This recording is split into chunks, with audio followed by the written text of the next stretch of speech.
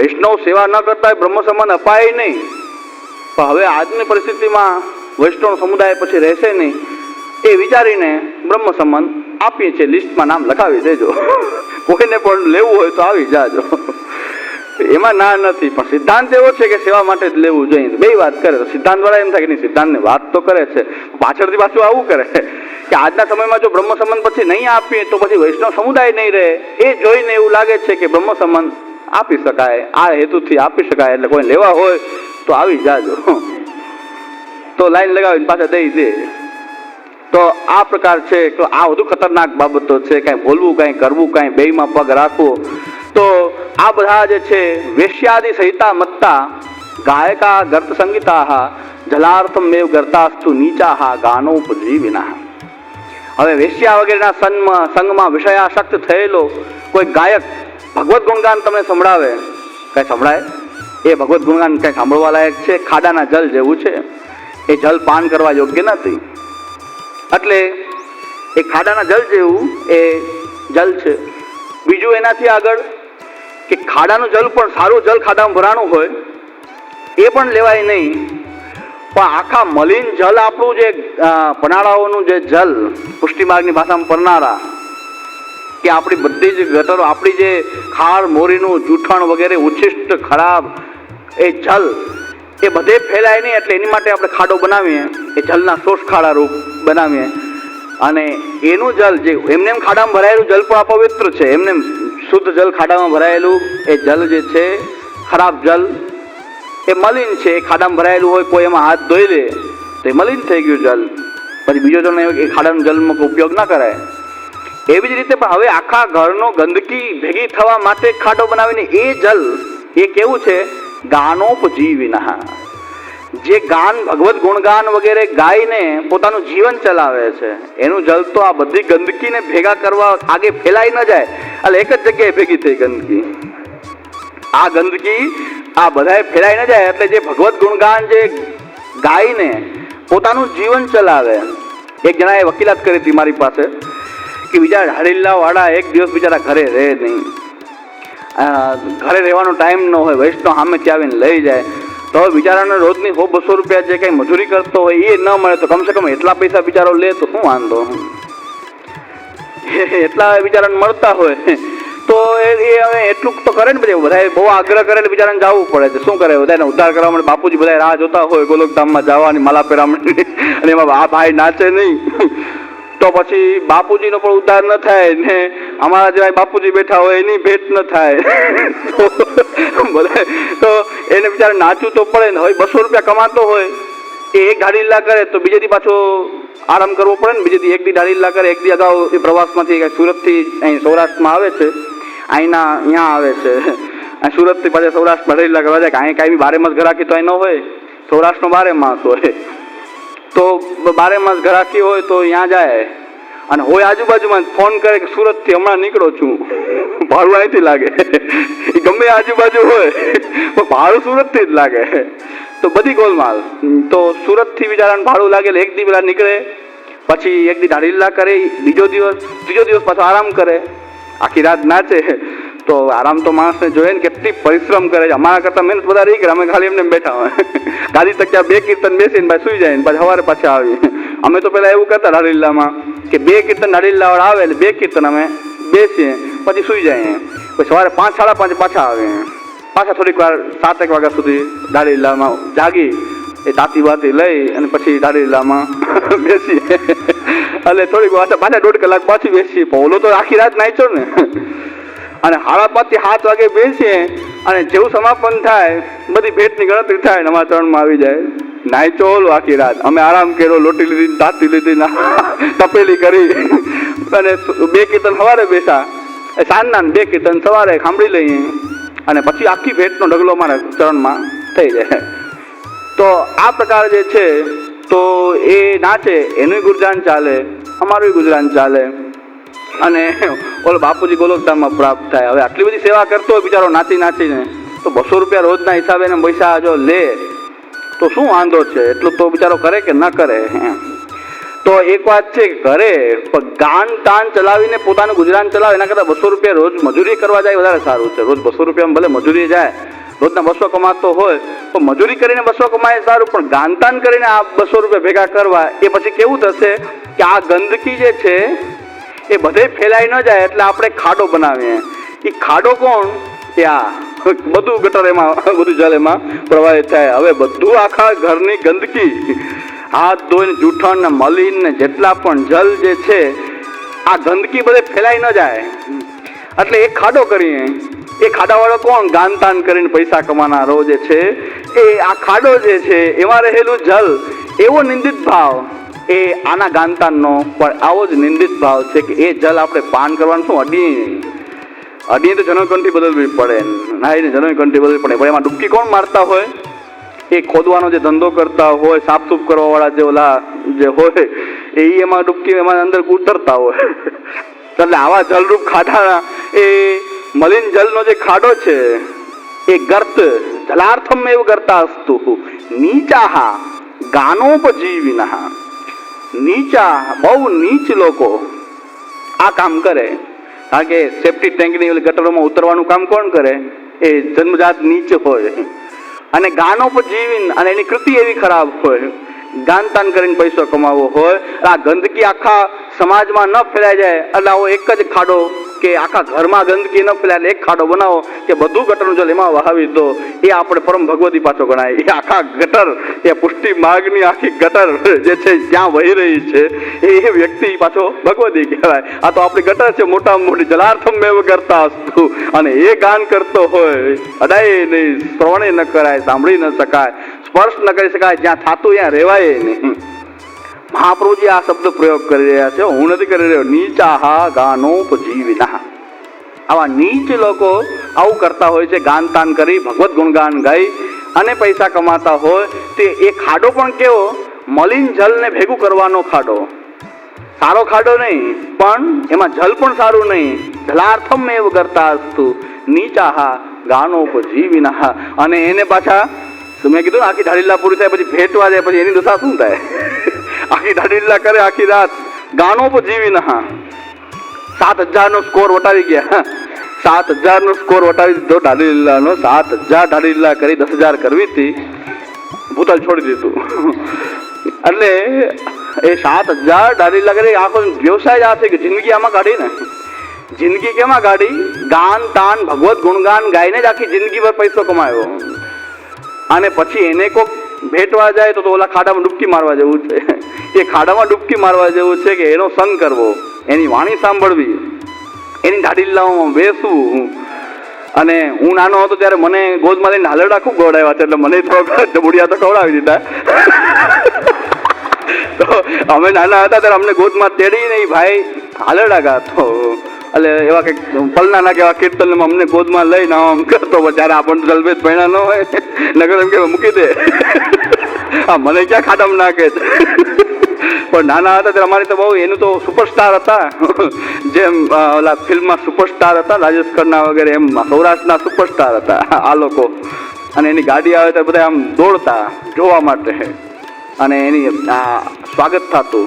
પણ અમે લોકો રાડીલામાં જતા ત્યારે આ રીતે અમારા દાદાભાઈને બધાને ખૂબ ગોદમાં લઈ લઈને એને ધાડીલામાં તેડી લે ને પછી નાચે એવું બધું કરે. એટલે આનો સંગ કોણ કરે? ગાનોપજીવિના. જલાર્થમ એવું કરતા અસ્તુ નીચાહા ગાનોપજીવિનઃ. એમાં ધાડીલાવાળા આવી જાય, કીર્તનવાળા આવી જાય. કીર્તનિયાને બહુ ફુલાવા જેવું નથી.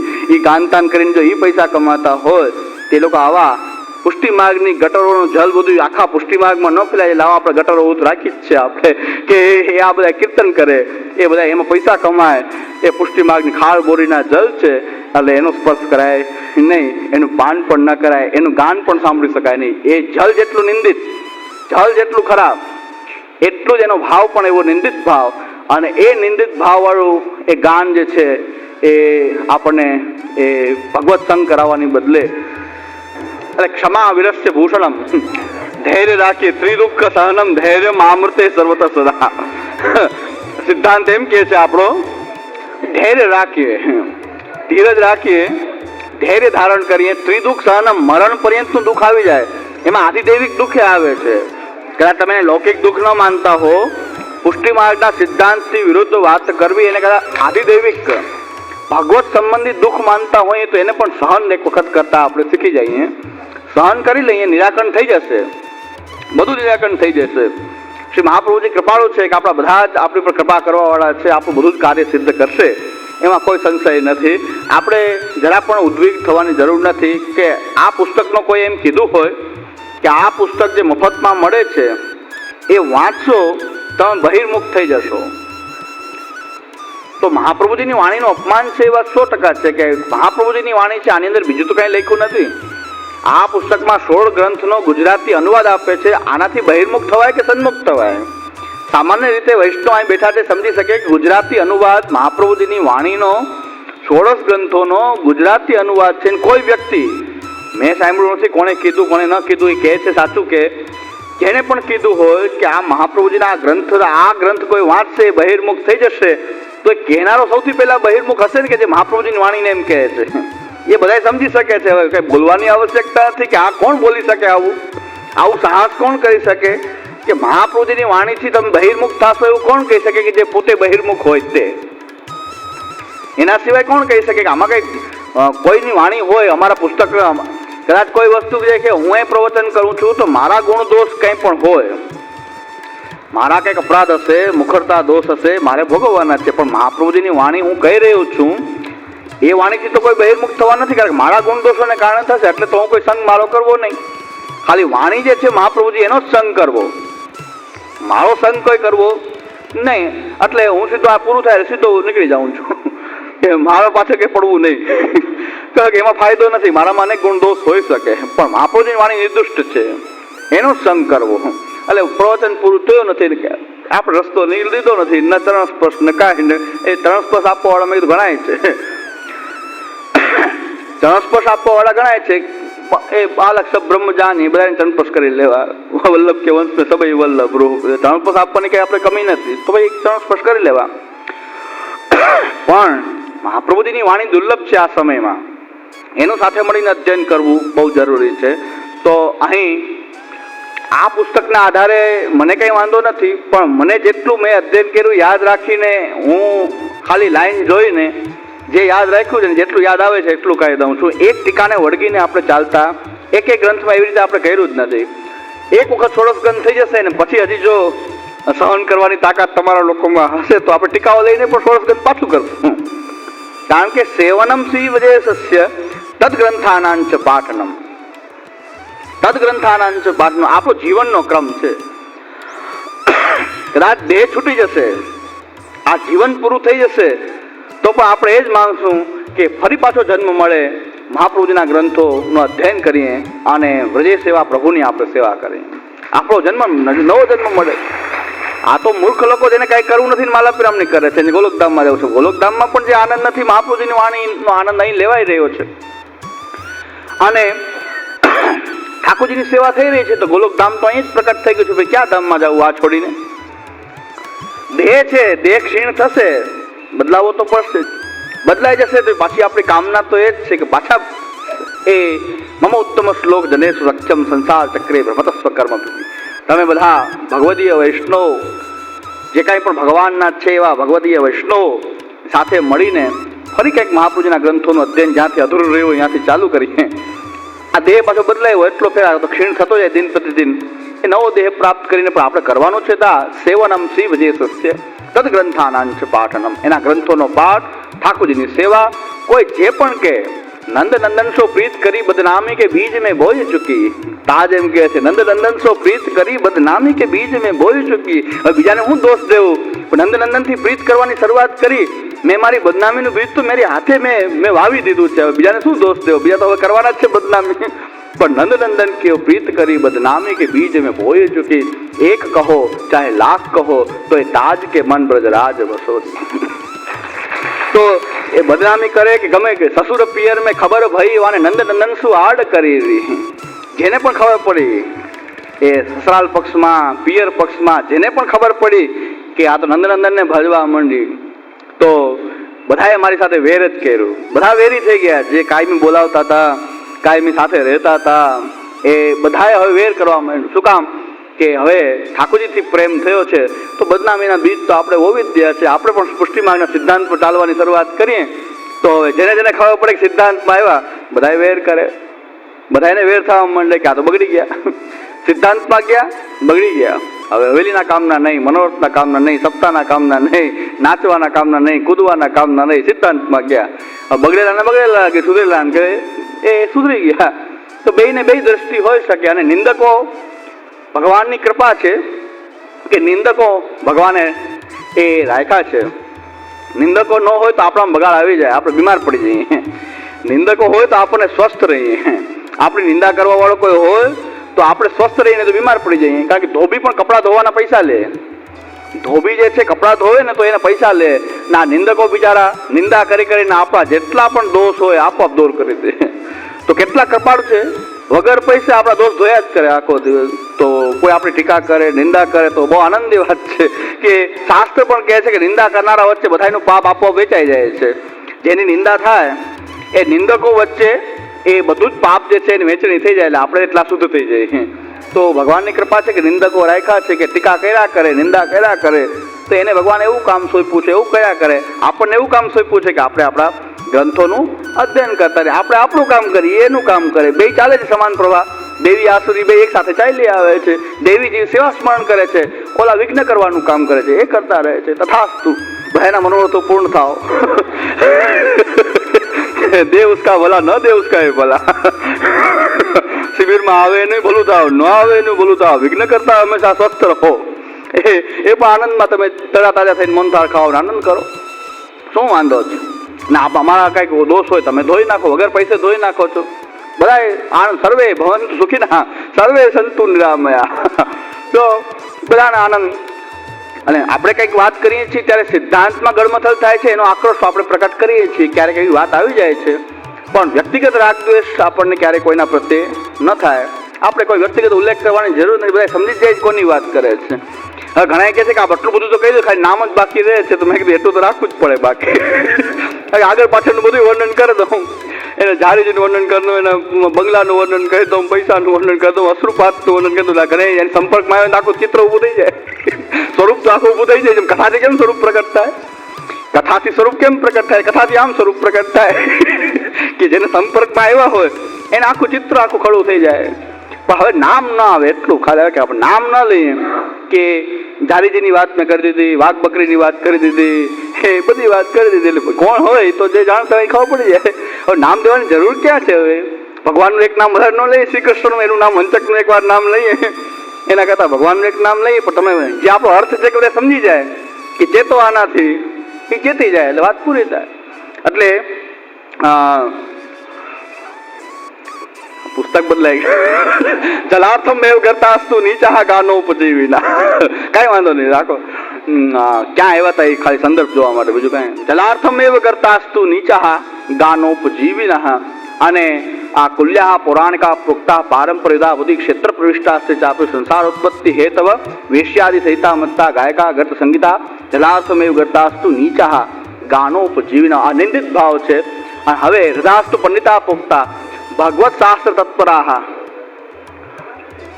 ચાલશે ચાલશે કઈ વાંધો નહીં.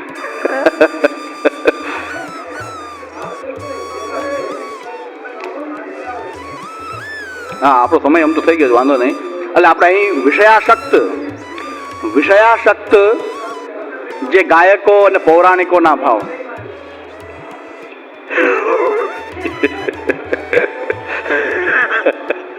જલાર્થમેવ ગર્તાસ્તુ નીચા ગાનોપજીવિના. વિષયાશક્ત નિંદિત ગાયકો અને પૌરાણિકોના આ ભાવ અહીં સુધી આપણે વર્ણન કર્યા છે. હવે વિષયાશક્ત હોય, એક મુમુક્ષુ હોય. મુમુક્ષુ એટલે વિષયોમાંથી મુક્ત થવા ઈચ્છતો હોય, એવો મોક્ષાકામી હોય. એ પાછા ત્રણ પ્રકારના હોય. કર્મ માર્ગીય હોય, જ્ઞાન માર્ગીય હોય અને ઉપાસના માર્ગીય હોય. એ કર્મ માર્ગીય, જ્ઞાન માર્ગીય અને ઉપાસના માર્ગીય. અને એ કેવા કેવા પ્રકારના વક્તાના ભાવો હોય એ નિરૂપણ આપણે આગલા શ્લોકોમાં કાલે આપણે જોશું. આજે આપણે અહીં સુધી રાખીએ છીએ. સાંજના સત્રની ભાષા દૂષણ વિજ્ઞાન નિરૂપણ નામના ગ્રંથનું.